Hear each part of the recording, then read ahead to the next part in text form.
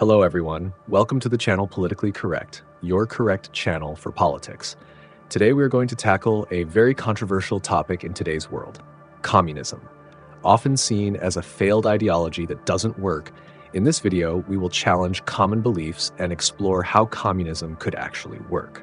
During my research on the general history of communism and why, to this day, all countries that implemented this ideology either became completely failed states or live in extreme poverty, I came to the conclusion that communism can work, but in a way you might not expect. So whether you lean to the right or the left, I recommend watching the entire video to understand all my points and arguments. And of course, you are very welcome to share your ideas and opinions in the comments as well. With respect, of course. Only then can we truly see both sides of the coin. But remember, watch the whole video, consider all my points, and only then comment, please. Communism, can it really work? Before we begin, let's challenge the status quo. What if I told you that communism can work? Calm down, libertarians. Calm down, conservatives. Don't click away just yet. In this video, we will investigate this possibility and try to understand how communism, in its essence, could offer a fair and equal vision. We'll also uncover the reasons why this ideology has been so tragic for nations, despite frequent criticisms and the terrible historical examples of communist regimes that failed. Many argue that true communism has never been implemented, and if we take the idea of communism literally, it really hasn't. To better understand where I'm going with this, it's essential to define what communism actually is. What is communism? Communism is a political and socio-economic ideology based on the theoretical principles of Karl Marx and Friedrich Engels. It seeks to eliminate private property in favor of collective ownership. However, contrary to popular belief, communism is not solely about authoritarian or totalitarian regimes. In its ideal conception, communism envisions a classless society where the means of production are controlled and distributed equitably among all members of society. It's a rather ambitious idea. No government, no bosses, no poverty, and everyone benefiting for the greater good of humanity. But the biggest issue with this ideology is that it doesn't account for one critical factor: human beings themselves, human nature. Now let's talk about the complexity of human nature. Each of us is driven by individual desires, dreams, and aspirations. Every human is entirely unique, shaped by an array of factors such as history, culture, personal experiences, and values that influence our motivations and behaviors daily.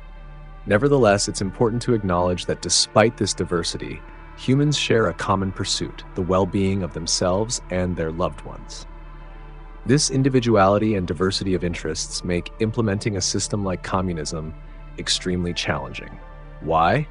Because it demands significant self-sacrifice in favor of the collective interest, a price most are unwilling to pay. To delve deeper, we must also discuss the limitations of centralized economic control, one of the pillars of communism.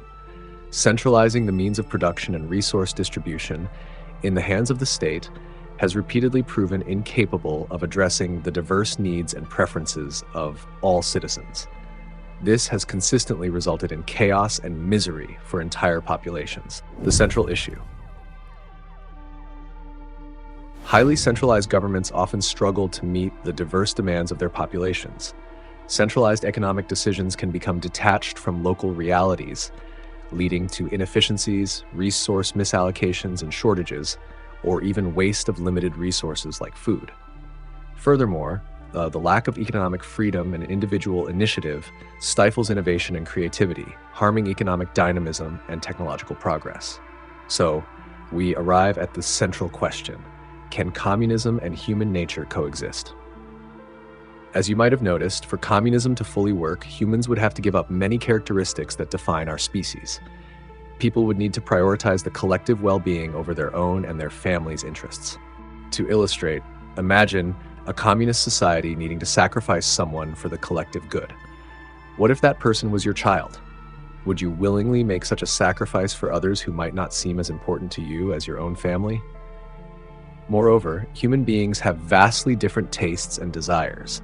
A 100% centralized government or even a community making collective decisions will always fall short of pleasing everyone. Some might want to develop computers while others focus on cars, for instance. Where communism works. Communism might work for ants. In ant colonies, the group's benefit outweighs any individual interests. But ants are not as intelligent or complex as humans. This is why the communist approach contradicts our very essence. We are beings with individuality, unique motivations, and personal aspirations. Expecting everyone to act altruistically and devoid of personal interests is unrealistic at best. The lack of individual incentives leads to stagnation, technological stagnation, and a lack of innovation, key traits for human progress. In summary, communism is a utopian idea that may work for ants, bees, or other social insects. It could even work for humans, but only if we abandon what makes us human and adopt an entirely different nature. I hope you found this discussion as fascinating as I did.